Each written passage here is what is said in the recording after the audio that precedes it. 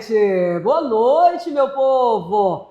Tudo bem com vocês? E já estamos aqui em mais um episódio do podcast Pod Black, o afroempreendedor pode tudo e como pode. E que saudade que eu tava de vocês. Boa noite, produção! Tudo bom? E já estamos aqui através das redes sociais da nossa querida Fundação Cultural de Ituiutaba. Então vai lá, chama todo mundo, chama papai, mamãe, vovó, titia, chama todo mundo, porque o conteúdo de hoje, meu povo, eita, é conteúdo demais que esse moço tem para passar pra gente. E que felicidade, deixa eu contar para vocês. Quem é que está conosco hoje? O nosso convidado de honra desse episódio inédito do nosso querido podcast, gente, é ele. Lucian Marimbondo, mestre, professor. Lucian, boa noite. Boa noite, Dara, tudo que bem? Prazer receber você aqui com a gente hoje. Para mim é um prazer imenso estar podendo participar, podendo dialogar, contar um pouquinho da minha experiência. Muito obrigada pelo convite. Eu que te agradeço demais por ter aceito o nosso convite. Hoje a gente vai falar de tanta coisa. A gente vai falar de capoeira. Vixe. Vamos falar de educação. Vamos falar de mega evento, que vem um mega evento aí em julho. E tá todo mundo, né, já querendo saber o que vai acontecer. Mas, Lucian, primeiro, fala para nós quem que é o Lucian. Essa pessoa que vos fala aqui, Dara, é um homem hoje de 37 anos, casado, muito bem casado, com uma filha maravilhosa, uma esposa maravilhosa, que é a Juliana Medusa, capoeirista, minha filha, Flor de Lis, a preciosa. Flor de Lis, que nome lindo. A minha chama Elis, minha sobrinha. Que linda. É um homem que hoje já terminou o mestrado em educação, tem pós-graduação e trabalha com as questões da identidade racial e principalmente com a formação de jovens, de mulheres pretas e principalmente pensa em educação. Então, é uma pessoa... só isso tudo? É uma pessoa que gosta de brincar. Deixa eu falar para vocês só um pedacinho aqui da bio dele que está nas redes sociais, viu? Podem ir lá e acessar as redes sociais do Lucian Marimbondo, mestre em educação pela Universidade Federal de Uberlândia, pós-graduando em educação, bacharel licenciado em História e Pedagogia, professor de capoeira, casado, muito bem casado, e pai da Flor de Lis. Que coisa mais linda do mundo. Gente do céu. Mas então, vem cá, por onde que a gente começa com esse currículo todo? Vamos começar falando da capoeira? Olha, claro. Me conta, qual que é o seu grupo de capoeira hoje? Fala pra nós. Hoje eu faço parte do grupo Herança Cultural Capoeira, né? Eu sou hoje orientado e supervisionado pelo mestre Cinzano, que é o Washington, que também é da cidade, e que tem como fundador o mestre Catitu, fica na cidade de Guarulhos, São Paulo, a mestra Mara, e como mestre conselheiro o mestre Espanto. Então hoje a gente é supervisionado e hoje a gente corre junto com a bandeira do Herança Cultural. Herança Cultural tem quanto tempo aqui na cidade?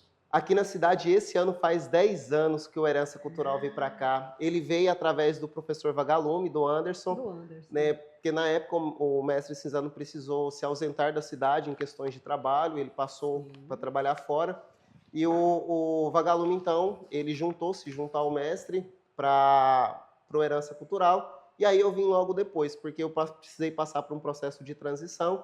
Mas o Herança Cultural faz 10 anos e esse ano vai ser maravilhoso, porque é 10 anos... Por isso a comemoração em julho? Pode dar um spoiler aí pra gente? Em julho a gente vai estar fazendo aí o 4º encontro Amigos do Marimbondo, Integração HCC Ituiutaba.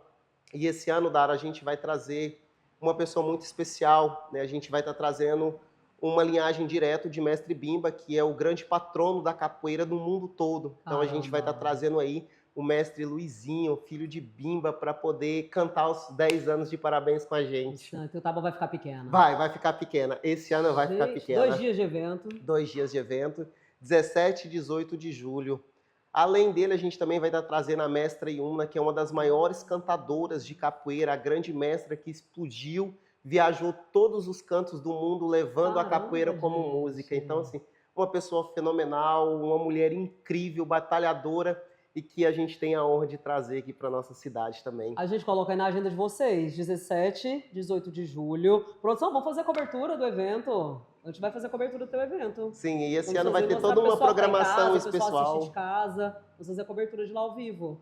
Ai, que legal! Vai ter toda uma programação especial, assim, todo um momento. Vai ter uma cerimônia de entrega de certificado dos meninos que vão batizar, trocar de corda. Vai ter um jantar, um momento de musicalidade. No outro dia, muita roda, muita capoeiragem, muita vadiagem boa. Ah, não, agora a produção vai. Falou que vai ter janta? Então, na hora, já vai fazer a cobertura do evento. Agora tá tudo certo, viu?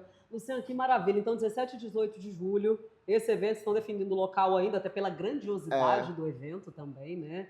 Floresça Cultural completando 10 anos em Tuiutaba. 10 anos em Tuiutaba, então nós pensamos em trazer aquilo que tem de melhor. O ano passado, o projeto CT Marimbondo, que é o projeto que eu estou à frente, completou 10 anos, então a gente trouxe o mestre Catitu, que é o presidente do grupo, junto com a mestra Mara, que são as duas referências maior. E esse ano, como o HCC faz 10 anos, a gente pensou em trazer realmente a ancestralidade, né? Trazer aquele afeto, aquele achego. E assim, para nós é uma honra muito grande, que é a primeira vez que o mestre Luizinho e a mestre Una tá vindo para nossa região.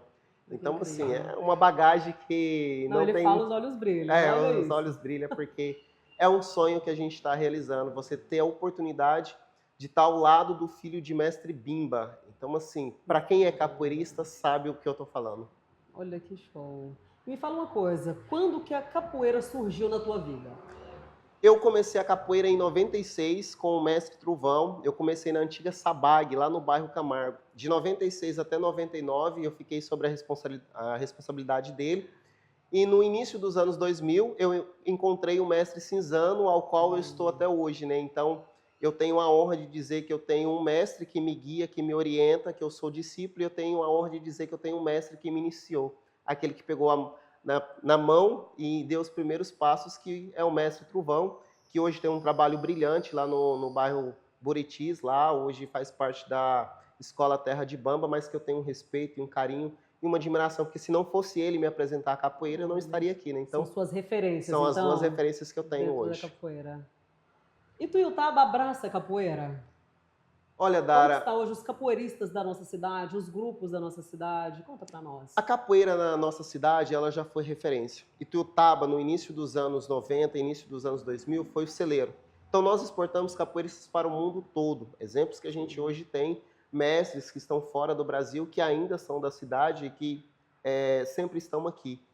Só que de 2006, 2007, a capoeira ela deu uma declinada, e agora ela volta novamente a ter uma potência muito grande. Hoje em Tuiutaba a gente tem 8 grupos de capoeira, muito bem consolidados, com professores, mestrandos, muito bem. E a capoeira ela se reestruturou. Eu acho que a capoeira, como na nossa vida, a gente leva a rasteira, mas a gente levanta. Sim. E na capoeira hoje Tuiutaba está se tornando um polo. A gente tem vários atletas hoje participando de campeonatos fora.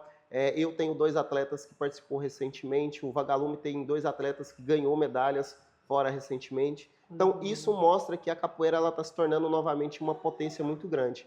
E aí, um dado curioso, Dara, que eu posso te falar, hoje, o maior número de praticantes de capoeira é feminino. Você tá brincando, a mulherada tá representando mesmo dentro do grupo de capoeira. E eu tenho o maior orgulho de falar que hoje o projeto CT Marimbondo, ele tem mais de 70% de mulheres treinando. Gente, que orgulho, que coisa linda. Um orgulho muito grande. Caramba, então tem espaço para todo mundo, Tem espaço para todo mundo. Para homens, mulheres, crianças, jovens, adultos. A capoeira ela não é só uma luta. Não. A capoeira, ela pode ser uma filosofia de vida ou pode ser uma luta. Eu sempre falo para os meus alunos que quando você carrega ela enquanto filosofia, você acorda e vive a capoeira. Porque lutar, a gente precisa acordar todos os dias para lutar. Então eu não preciso ensinar o menino a dar um martelo, um mortal para acertar o outro. Mas eu preciso ensinar os meus alunos a entender o outro, compartilhar do outro, né? Ter a sensibilidade, ter o respeito, o carinho. É isso que eu cobro deles. Claro que automaticamente, com o amadurecimento, eles vão se tornar atletas. Mas eu, enquanto professor, enquanto alguém que guia, eu prefiro formar eles para a vida. Eu prefiro dar a identidade e deixar com que ninguém retire essas identidades deles. Então, eu não tenho atletas, eu tenho alunos e eu tenho admiradores da capoeira. E falando nisso, qual que é essa importância, Luciano, a gente trazer as crianças já nesse berço, né, da nossa cultura?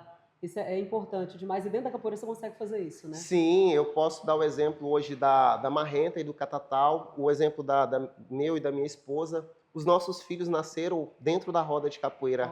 A minha esposa jogou capoeira até 10 horas da noite. Quando a gente parou a roda, ela falou, eu preciso ir para o hospital. No outro dia, minha filha nasceu Então, assim, o Bezerrinha e a Arco-Íris, que é a filha da Marrenta, que hoje é a minha aluna mais graduada, eles nasceram da capoeira. Então, hoje eu vejo ali aqueles meninos que treinavam comigo, que hoje são pais, e ao mesmo tempo também vejo muitos meninos novos.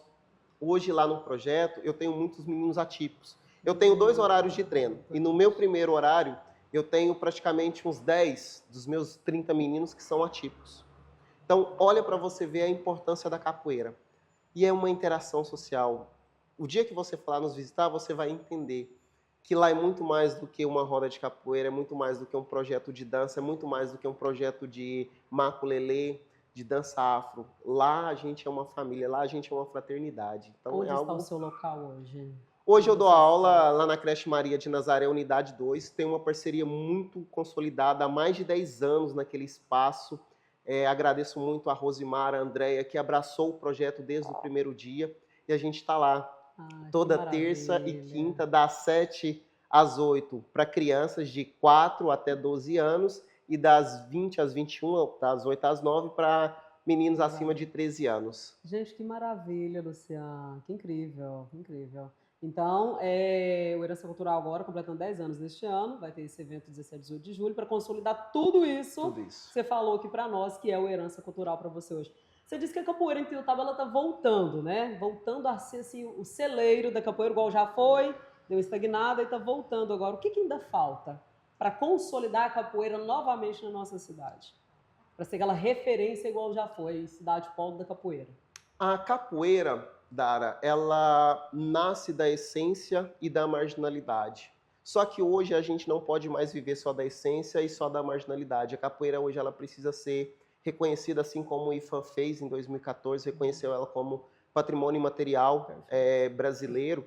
Só que a sociedade ainda precisa reconhecer. Então ainda há uma discrepância naquilo que é a capoeira do que nós somos capoeiristas. Então as pessoas ainda, de maneira muito peculiar, ligam a capoeira a tradições exóticas, a arruaceiros, às grandes maltas. As pessoas têm preconceito ainda com a capoeira? Claro, e muito preconceito. E é estigmatizado. Como que a gente rompe isso? A partir do momento em que você conhece, que você adentra. Para isso, a gente precisa de políticas públicas que sejam efetivas. Eu tenho um grande sonho de ver a capoeira enquanto uma disciplina pedagógica. Porque eu, enquanto professor, enquanto pesquisador, alguém que luta por uma política pública equitativa e de qualidade, eu sei o potencial que a capoeira pode fazer na vida das pessoas e no processo escolar. Quanto ela pode mudar a vida de um jovem, agregar para a vida de um jovem. Eu fui o primeiro professor do projeto Integral Integrado em 2014 a trabalhar com capoeira dentro do estado, na cidade de Ituiutaba. De lá para cá eu nunca mais parei. E todo mundo que foi meu aluno hoje reconhece a importância que a capoeira teve no processo de formação humana deles. Nossa, Luciano, então, que coisa linda. Eu bato nessa tecla que a cultura popular, a cultura negra, a cultura ancestral precisa ocupar esses lugares, como resistência, como identidade, como ancestralidade. Arrepio, olha aqui. Gente, menino do céu. E fala para nós, já que você tocou nessa questão do ambiente escolar, você hoje é professor, você também está na coordenação de uma pasta no município. Fala para nós sobre o trabalho que você está desenvolvendo. O trabalho que você estava desenvolvendo nas cidades da região, né? A importância disso, que hoje o município, graças a Deus, tem a sorte de estar com você e com a gente, né? Fala para nós um pouquinho. Dara, é aquele famoso ditado popular, né? Santo de casa não faz milagre. Nesses últimos 10 anos, eu venho debatendo a importância da ERER, que é a educação étnico-racial, dentro do espaço escolar. Faço muito trabalho, fiz muitos trabalhos por anos e anos fora. E agora, pela primeira vez, eu estou tendo a oportunidade de mostrar o meu trabalho aqui. Eu fui professor junto ao CERT, ao Instituto Federal de Uberlândia, sob a coordenação de nada mais, nada menos do que Cida Bento. Então, eu ajudei a criar mais de 23 protocolos antirracistas na região Nordeste, acompanhando as secretarias dentro da própria secretaria. Caramba. Então, assim, eu criei protocolos, mas eu nunca havia pensado isso para minha cidade. E eu morando aqui, mas fazendo fora. E esse ano, eu fui chamado, então, para assumir a pasta de políticas públicas do município. Então, hoje eu sou chefe da pasta de políticas públicas educacionais do município de Ituiutaba. Boa. E, por consequência, coordenador da pasta étnico-racial. Então, que coisa boa, tendo um capoeirista nascido, criado dentro da comunidade, tendo hoje toda essa responsabilidade quanto à gestão dessas pastas. E essa é a responsabilidade, a palavra é exatamente essa, Dara, essa responsabilidade. Então, quando eu cheguei lá, eu falei para a Érica, falei para a Yara e a Rafaela assim, o que vocês querem? Elas falaram assim, olha, a gente só quer que você faz aquilo que você faz tão bem para fora. Quer trazer para dentro do município Quer trazer para dentro do município tudo isso. Então, eu andei às 19 escolas, conversei com todos os diretores, supervisores, coordenadores e escutei os alunos. E ao fazer tudo isso, eu mapeei e entendi que a escola precisava de um arcabouço jurídico para que a gente pudesse implementar políticas públicas que fossem afirmativas de fato e que não ficasse só no sonho. Sim. Porque hoje o município tem a Lei 10.639 e a incorporação da 11.645. Mas, de fato, ela não chega com tanta força dentro da escola, devido às várias questões que o ambiente escolar ali propõe. E ao ver isso, o que eu pensei? Vamos criar um instrumento que possibilite professor, a escola, o corpo gestor e principalmente a Secretaria de Educação olhar para a escola com mais afinco, com mais desejo de fazer e tornar realidade o que o nosso povo preto tanto precisa, que é ser respeitado pela nossa singularidade e pela nossa cultura. Então eu propus a criação de um protocolo antirracista. A secretária logo abraçou e falou assim, você é isso? A Ericazinha, a Yara, está nos assistindo. Beijo grande para vocês, viu? E aí, a Rafaela, que é a diretora pedagógica hoje da Secretaria de Educação, ela comprou, eu montei, então, o escopo, apresentei para elas falaram assim, pronto, então agora a gente vai montar uma comissão, essa comissão vai avaliar esse projeto, eu fiz um estudo de caso em cada uma das escolas e agora a gente vai entender como esse projeto pode ser efetivado no chão da escola. Então, está sendo um trabalho assim, Dara, que eu posso dizer que é o trabalho dos sonhos. Eu posso amanhã não estar mais nesse lugar onde eu ocupo, mas eu vou deixar algo que, para a minha geração, entender que eu tentei. Você contribuiu de uma forma bem efetiva. O nosso tempo ele passa tão rápido que eu não entendo, sabe, produção? Ele fica ali, passa muito rápido. Mas eu queria fazer um bate-bola contigo rapidinho. Você vai falar o que vem na tua cabeça. Certo. Tá, gente? Ai, prazer ter esse menino aqui. Temos que voltar mais vezes, viu? Luciano, quando eu digo o seguinte, eu quero que você define 5 segundinhos. O que é capoeira pra você? Eu. Você é capoeira. Eu sou a capoeira. Um mestre que te inspira. O meu mestre Cinzano. Mestre Cinzano, Washington. Washington. Um símbolo da resistência negra. A minha ancestralidade, a minha identidade. Nossa senhora, uma música de capoeira que mexe com você. Eu sou louco pela capoeira. Essa é a música, eu sou louco pela capoeira. Um sonho para Ituiutaba? Ver Ituiutaba se tornando uma cidade antirracista. Perfeito. O que vem à sua mente quando eu digo ancestralidade? Eu e você somos os filhos e netos daqueles homens e mulheres negras que a sociedade colonial não matou. Então nós somos a resistência porque somos nós que mudamos o mundo. Eu vou chorar. E quando eu digo liberdade?